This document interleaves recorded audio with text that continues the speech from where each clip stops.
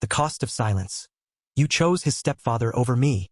My son was 11 when I divorced, and 2 years later I married Douglas. Right from the start, my son and Douglas never clicked, but I convinced myself it was normal stepfamily adjustment. Loudspeaker, the thousand small choices. The conflict began with small criticisms from Douglas, snide comments about permission for snacks, lectures about leaving lights on, but quickly escalated.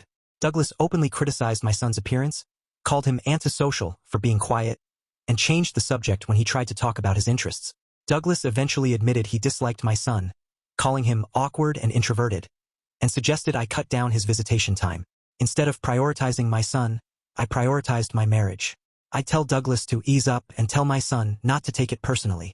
I started minimizing their interaction, focusing on our marriage with frequent date nights, couples weekends, and vacations.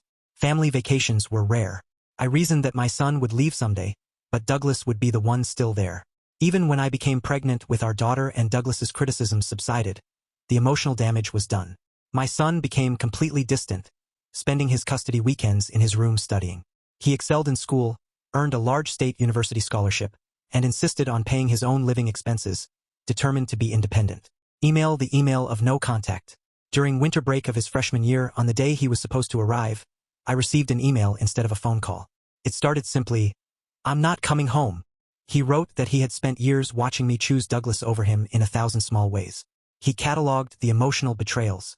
Every time Douglas criticized him and I told him not to take it personally instead of making it stop, I was choosing Douglas.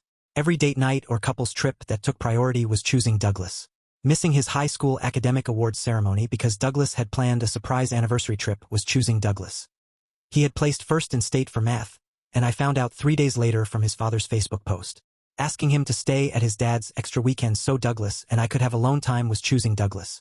He realized his roommate's parents drove 6 hours just to take him to dinner, and his friend's mom FaceTimed him every Sunday. He concluded that other parents don't make their kids feel like they're in the way. The email's core message was shattering. He wrote that he'd rather have no mom than one who stood by while someone made him feel like a burden.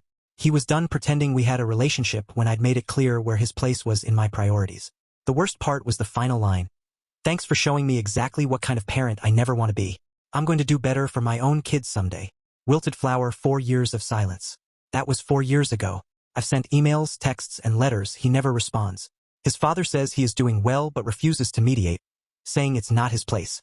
I found out through mutual friends that he graduated with highest honors and was accepted into a fully funded PhD program. I was neither invited nor told the date.